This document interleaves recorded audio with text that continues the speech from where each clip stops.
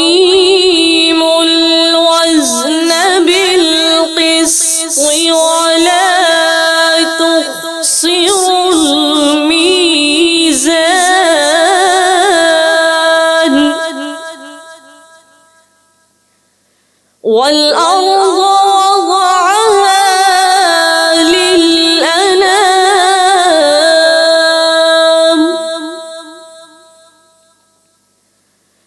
فيها فاكهة والنخل ذات الأكمام والحب